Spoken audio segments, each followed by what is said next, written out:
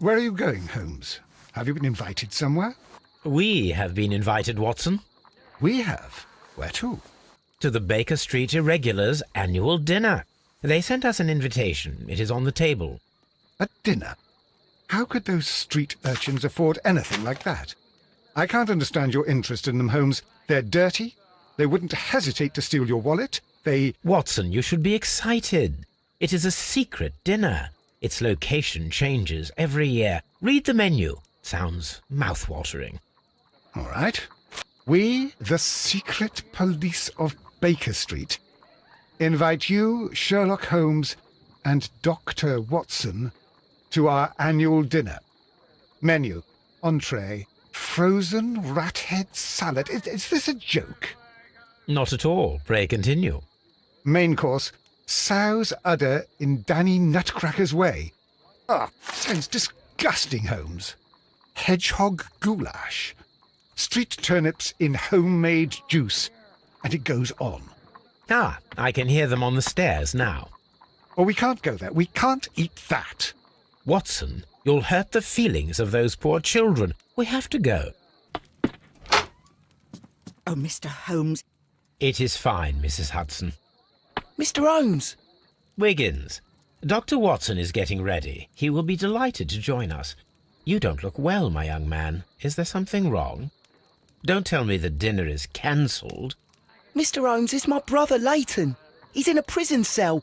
They say he's killed 2 men. You have to help us, Mr. Holmes, 'cause I know he didn't do it. Where is he now?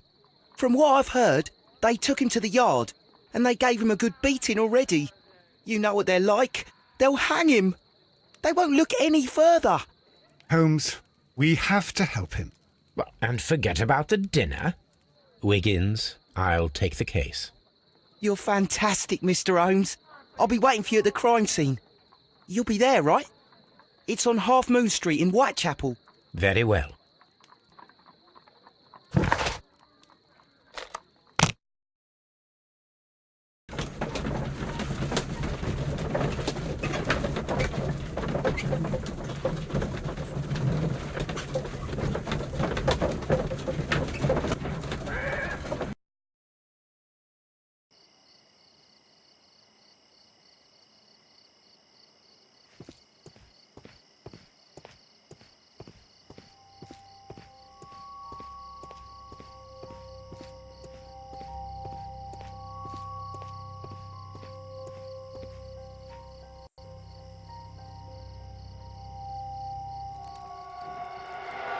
Please, gentlemen, leave the scene now.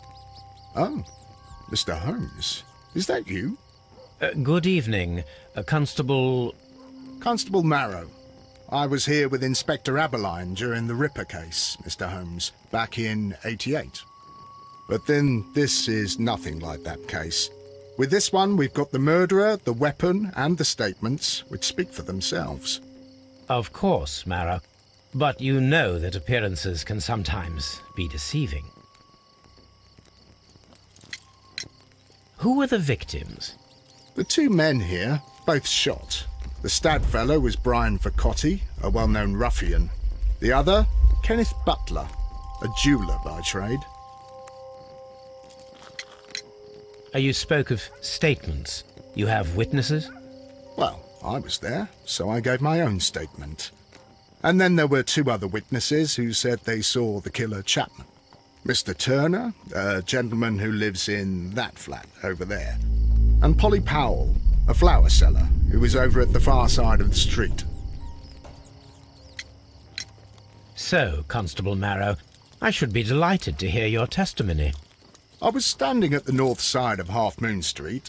That was the side that you came from. But you would have been unable to observe this part of the street, where we are standing now. That is correct. But I saw the 2 victims slowly enter Half Moon Street, and then shortly after, the fireworks started. A few minutes after that, the fellow Chapman rushed towards me and ran into Half Moon Street. Please continue. I didn't pay attention, but suddenly I heard a woman's cries and police whistles on the other side of Half Moon Street. I rushed over there and I saw the 2 dead bodies on the ground. When I reached Whitechapel Street, I saw Leighton Chapman. He'd been caught by 2 police constables. Did you hear the shots? I didn't hear any shots.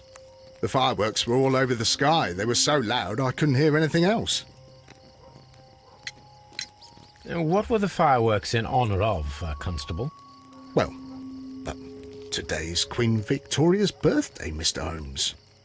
Ah, yes, I appear to have lost track of the days. It is May now, of course. Constable Marrow, what else caught your attention while you were running through Half Moon Street? I saw nothing but rats, and I took the time to light every corner with my lamp. Did you happen to look up at Mr. Turner's window when you were on Half Moon Street at that time? Yes, I saw that the window was open, but no one was there. It was dark in the room. Constable, your statements have been of great value to me.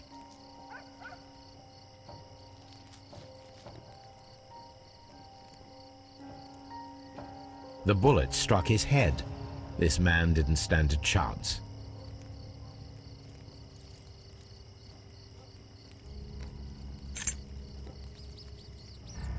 This is an ordinary key. I wonder what kind of door it opens.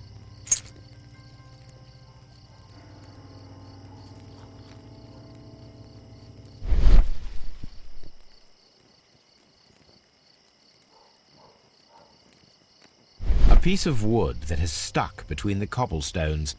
Let us take a closer look.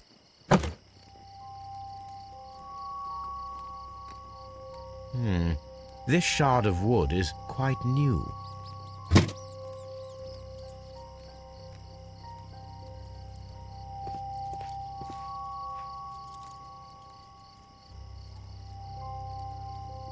He tried to stop the bleeding with his hand. Death was not instant. The bullet penetrated his stomach, a dreadful wound. A tattoo from Westgate Prison. Vercotti must have done some time there.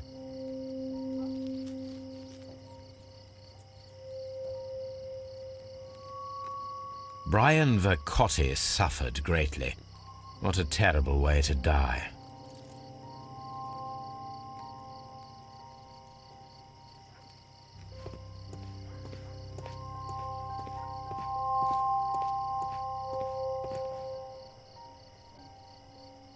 Good evening, Mr. Turner. I heard Constable Marrow reply to you as Mr. Holmes. Are you that detective gentleman? I've heard of you. And, well, I know things about this evening. Excellent. Might we hear your story?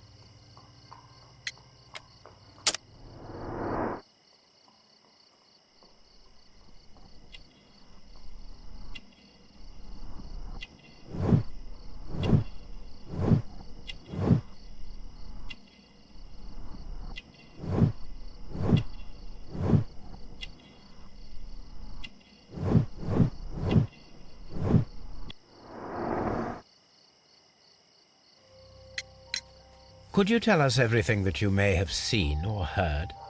I was already in bed when the fireworks started. A few moments after, I clearly heard 2 gunshots from outside. Please continue. I quickly got up and I grabbed the lamp from my nightstand and I rushed towards the window. I looked down and I saw 2 bodies. And there was a man with a gun who was standing nearby. Where exactly? Well, near this body. Did he notice you? I don't think so. He rushed towards Whitechapel Street without looking around. Were the 2 shots you heard consecutive? Yes, there was a very short pause between them, and they sounded different somehow. It seemed to me that the second shot was louder than the first. That is an interesting comment. Mr. Turner, did you see anyone else in the street? No, I saw no one but that man, the murderer, the fellow they caught. Mr. Turner, what were your actions after you stepped up to the window? I was afraid that the man with the gun might return, so I stayed close to the window till I saw the policeman coming in the half-moon from Whitechapel. Then I walked out to tell them everything I saw. You have helped us a great deal, Mr. Turner.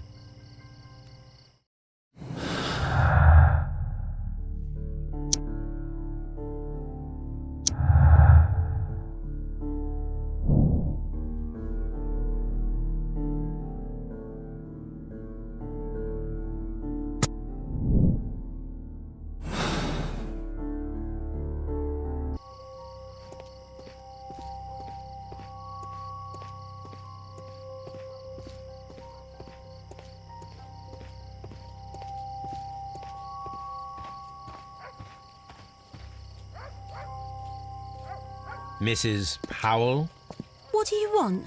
My name is Sherlock Holmes.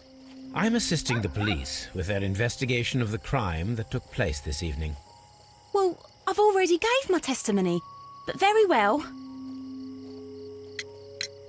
Could you tell us everything that you may have seen or heard? Yes. I was selling my flowers as usual, and then the fireworks began, in honour of Queen Victoria. I enjoyed those. But then, all of a sudden, a young lad ran out of Half Moon Street and stopped just by me. He had a gun in his hand. He was like a ghost, and all covered in blood. It was dark, but I could see him, because of the flashes from the fireworks. And then? I screamed as loud as I could. I knew that a policeman should be on duty in the vicinity. He had no time to escape. 2 constables got him. Then another constable came out from the very same street, and I heard him talking of a horrible murder. Mrs. Powell, did you hear the gunshots? I'm not sure. You know, what with the fireworks? Did you see anyone else leaving Half Moon Street, prior to or at the time of the crime? No, sir, I did not. Even with all the fireworks, I was very attentive, as I'm always on the lookout for customers. My thanks to you, Mrs. Powell.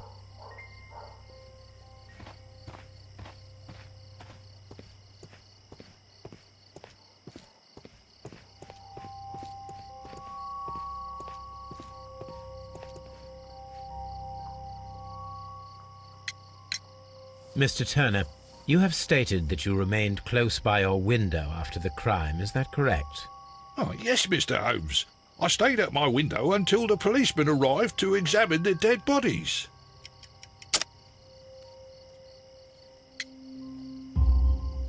That is very interesting, Mr. Turner. Constable Marrow stated that he did not see anyone at the window when he was running through Half Moon Street. Well, I think Constable Marrow and me, we might have been distracted by the whistles and shouts coming from Whitechapel.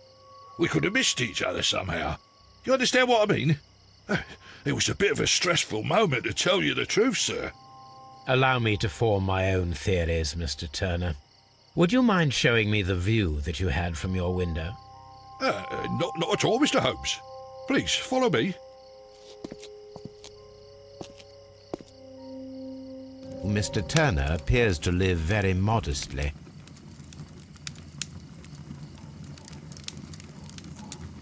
This fire is dying out.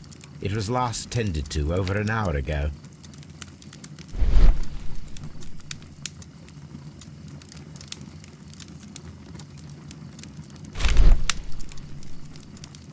The papers are almost entirely burned. I am unable to see what's written here. These words are illegible.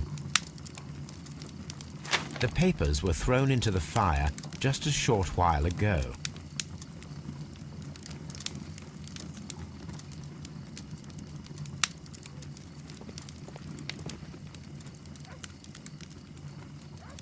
The books on this shelf are in a mess.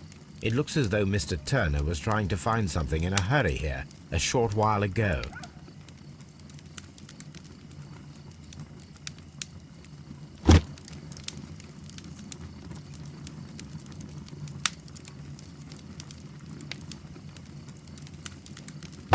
A perfect match. So, Mr. Turner broke his stick when it became stuck between the cobblestones. He did not mention that he was so near to the victims.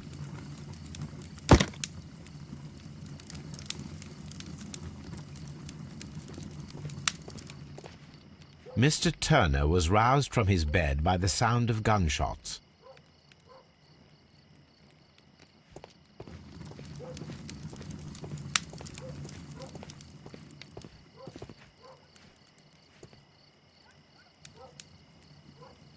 This kitchen knife is quite sharp.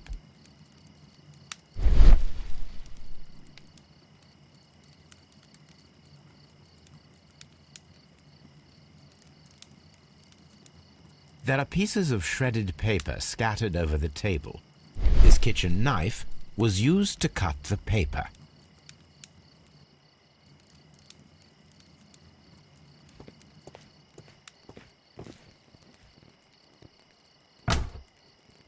So, that's the view Mr. Turner had when he opened the window. The dead body of Kenneth Butler. Brian Vercotti's contorted corpse. Mr. Turner had a perfect view of the crime scene. He saw the bodies clearly, and Leighton Chapman standing over them.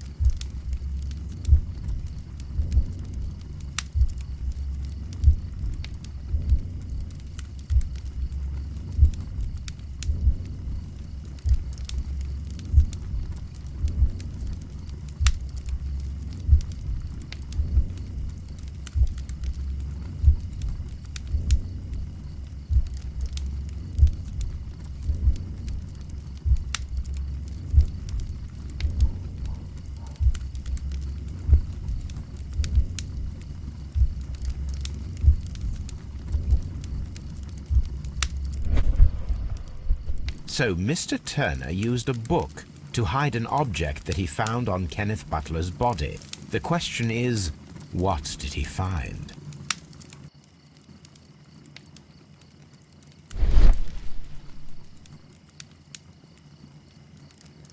I can see prints from greasy fingers upon the cover of this book. Let us take a closer look. Well now, what a find! A precious jewel, concealed inside a book. A bracelet with a unique ram's head design, a distinctive feature of ancient Grecian artifacts, probably of the Hellenistic era.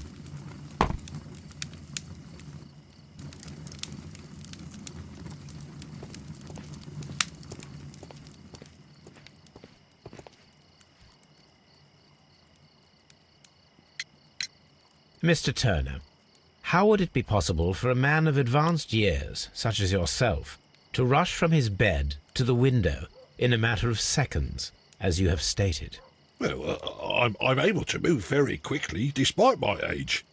And when the situation requires it, Mr. Holmes. I highly doubt that, Mr. Turner. I observe that you suffer a severe limp due to your injured right leg. It would have taken at least 10 seconds for you to approach the window. That means you could have easily missed something or someone in Half Moon Street during that time. You're right, Mr. Holmes. I could have missed something. But it did seem to me that everything happened so quickly. Time can pull tricks on you. And what of everything else that you told us? Mr. Turner, it is vital that we have your complete and true statement. Mr. Holmes, I do assure you that the other things I said were most sincere.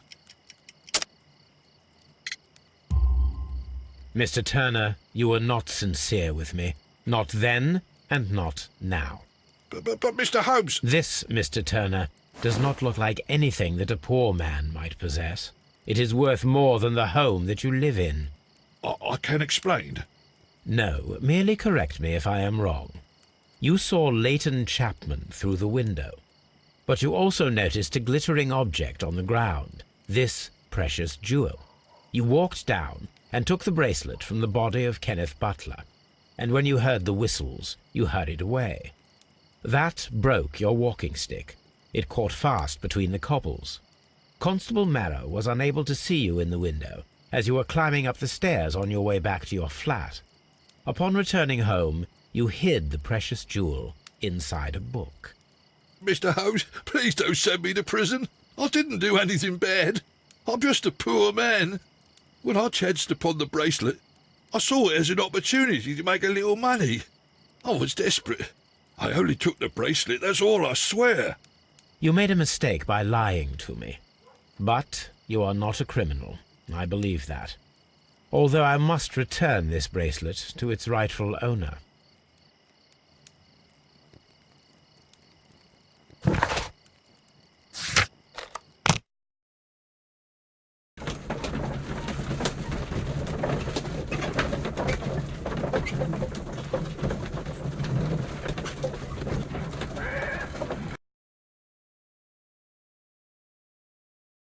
Mr. Holmes, whatever brings you here so late at night?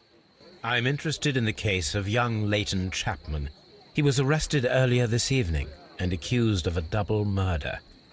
I beg your pardon? That case is quite clear to the police. Or are there any new facts that we don't know about? Who knows, Inspector? Look, you are free to investigate, of course, Mr. Holmes.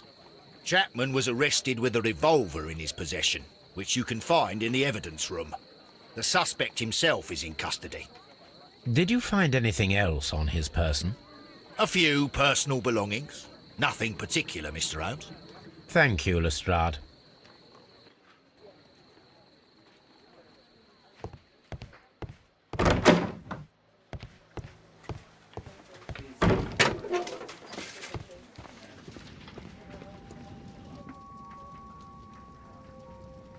These cigarettes are filled with cheap tobacco, nothing interesting. A cheap watch, bought with his own money, no doubt. So this is the gun that Leighton was holding when he was caught by the police. It is a Webley revolver, a reliable weapon. It seems as though the shells were not removed from the cylinder.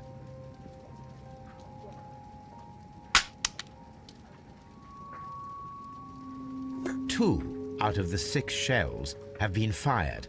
There were 2 shots.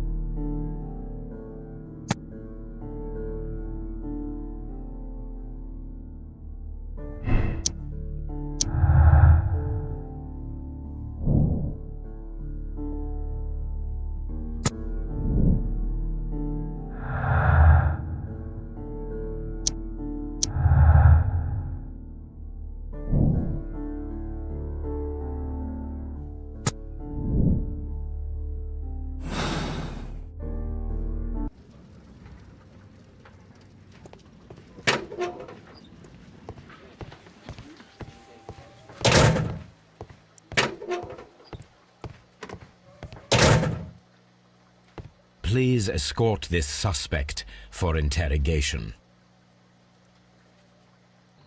Good evening, Mr. Chapman. Who are you? I've got nothing to say.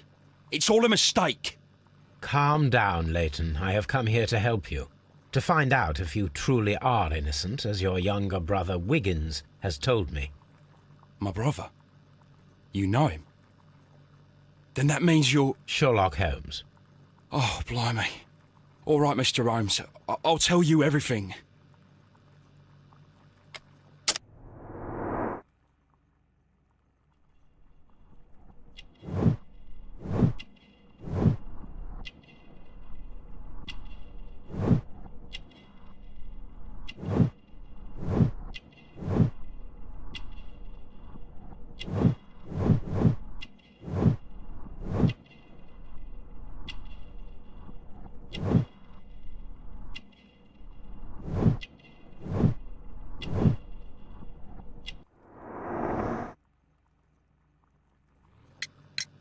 Good. Tell me your account of what happened. I left my work and I hurried up to see the fireworks in Whitechapel. I was late, so I decided to cut through Half Moon Street. I saw the first fireworks light up in the sky. I bumped into a constable on a corner before entering Half Moon. Then suddenly, what with all the firework flare, I saw 2 men. They were both lying flat in the middle of the street. I stopped where I was. I thought about turning back to the police, but as I was thinking of that, I saw a third person. He was leaning over the body that was furthest from me. The second I saw him, he raised his head and he stared at me. In a flash, I saw his gun, but he made a dash for it instead and he escaped through Whitechapel Street. So you might still have had time to return to the constable. I panicked. I didn't know what to do. Anyway, I approached the bodies just to see if they were still alive. I saw that one had blood pumping out of his stomach. He was dying. It was horrible. The second one was already dead. He had a hole in his head. He was holding a gun in his hand, though. I took it, and then I followed the third man. Interesting. Pray, continue. I turned a corner, and I saw the man standing in the middle of the street. He seemed to be in some sort of panic. And then, Mr. Holmes, something strange happened. I told the police and they laughed at what I said, but I swear to you, my words are true. I started running towards him. But then I was blinded by a flash. It was so bright that I hardly saw anything for a good dozen seconds. But I kept running forward. As I arrived in Whitechapel, I heard a woman screaming. And then I was caught by the police. But there wasn't a trace of that man. Of course, then they found a gun and all that blood. I couldn't see the murderer escaping and all that mess. Perhaps I was still half-blinded at that moment. A thrilling account, my young man. Leighton, are you able to describe the person whom you saw standing in Half Moon Street? Well, I wasn't able to see his face at all. It was too dark, and he was too far away. I could see his silhouette. And what about that? Nothing so special. He was wearing a jacket. He was quite average in size and his weight. I see. Was there anything else that struck you at the time? No. But perhaps... It's strange, but I can't remember the sound of his footsteps as he was running away. Perhaps it was because of the fireworks or the surprise of me seeing him. Leighton, I confess I am puzzled. Why should a young lad like you take a gun from the hands of a dead man and set off in pursuit of a probable killer? I know.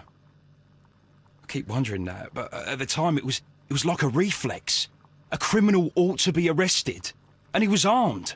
You were willing to risk your life. That was a little foolish, unless you wanted revenge. No, Mr. Holmes. I was just being brave and stupid. I'm sure that you were, but I believe that you may have recognized one of the victims, Brian Vercotti. You knew that gentleman well, did you not? However could you know that? You have a typical tattoo of the Westgate Brotherhood upon your hand. I observed exactly the same mark upon Mr. Vercotti. You came to know him from your sharing a past prison sentence. Am I correct, Mr. Chapman? Oh, God. You're right, Mr. Holmes. Would you tell me a little about Brian Vercotti? We were convicted for a robbery. Once in prison, both of us joined one of these fraternities. During that year, we tried to help each other out, you know? You were quite young then, I believe. Yes, Mr. Holmes, we were. We'd only stolen a pound of meat. After we were released, and when I saw what my little brother had become, I decided to work towards living an honest life. And Vercotti? He had a hard time. His sister had died in a Whitechapel dispensary while he was in prison. He had no family anymore. Our paths split. He fell back into crime. So you lost him? Yes. And for around 2 years, I heard no news of him at all. We shall see you soon, young man.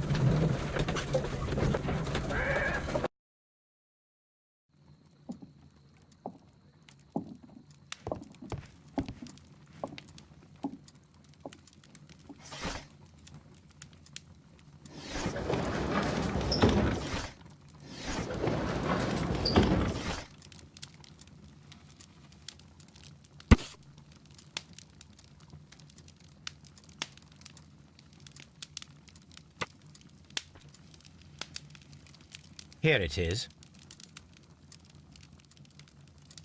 I need to continue my research in my archives.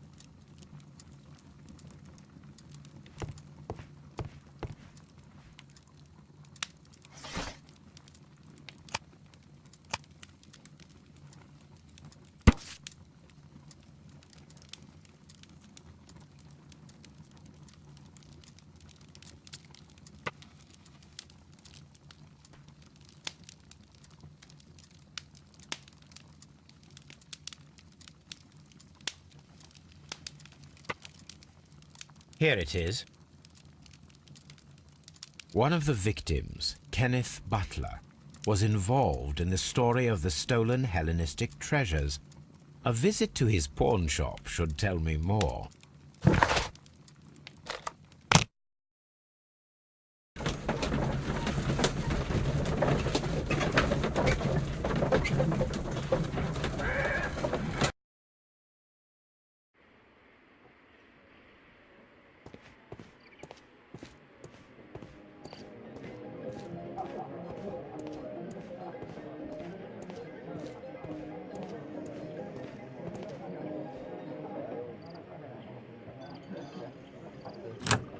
Mr. Butler's key matches the lock perfectly.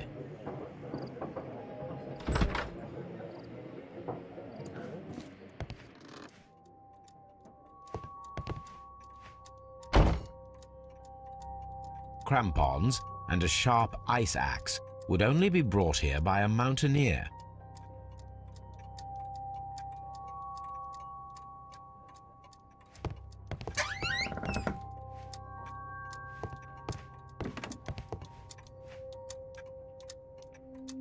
A flare pistol. Perhaps it was pawned by a destitute sailor.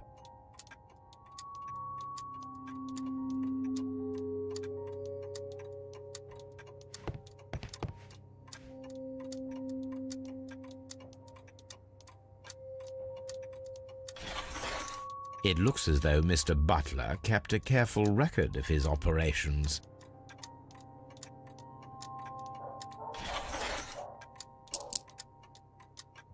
The ram's heads. This necklace belongs to the 5 rams of Mittelin collection. Interesting. That means that Kenneth Butler owned a part of this collection all this time, 10 years after the theft.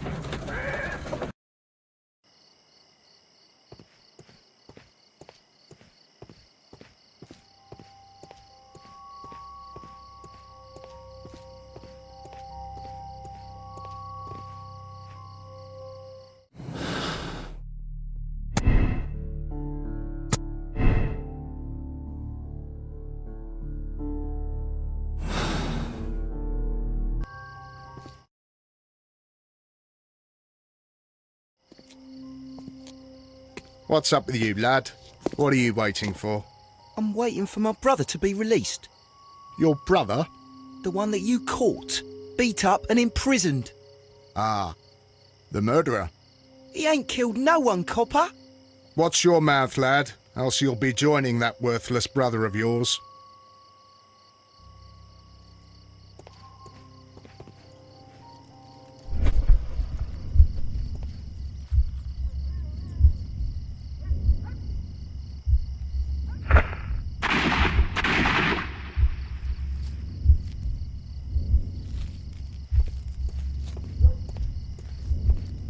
A fairly long pole with a forked end.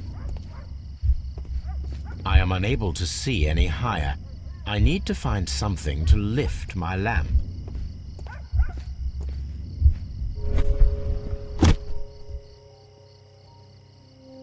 This should be useful.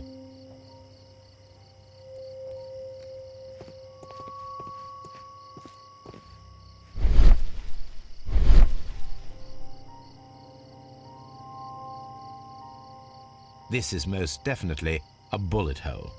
The brick cracks are fresh. Watson, there was a third shot fired in this street.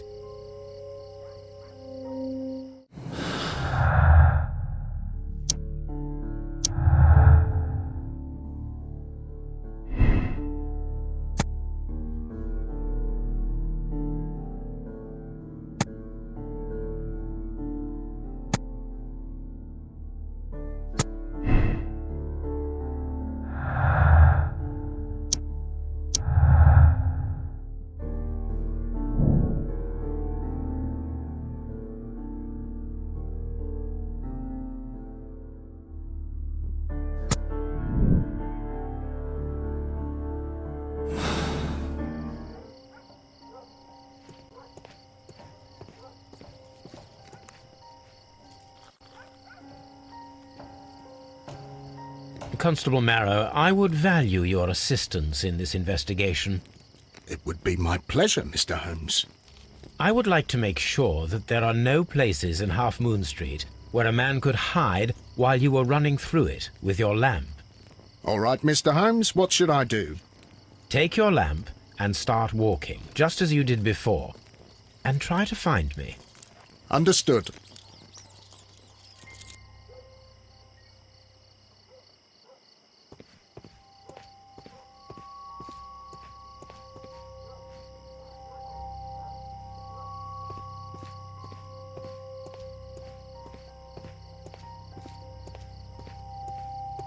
I can see you very well, Mr. Holmes. All right, Constable. Let's try again. I'll find another place to hide.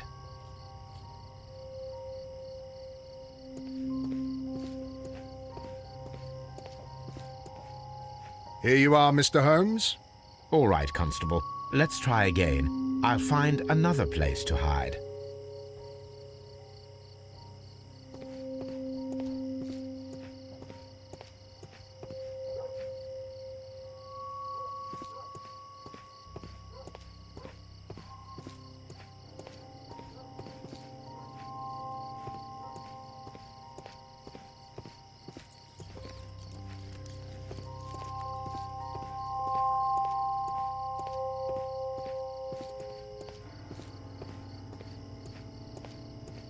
Mr. Holmes, it wasn't difficult to find you at all.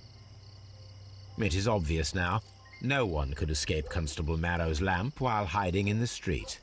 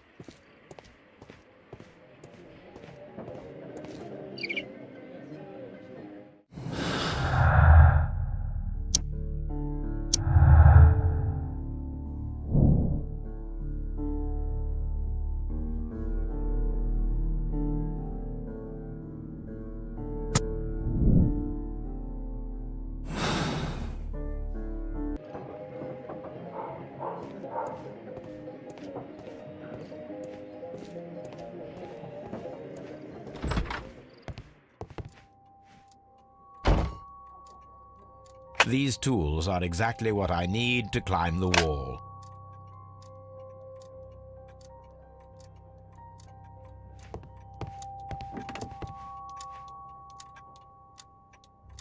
This is exactly what we need in order to imitate the flash of the fireworks.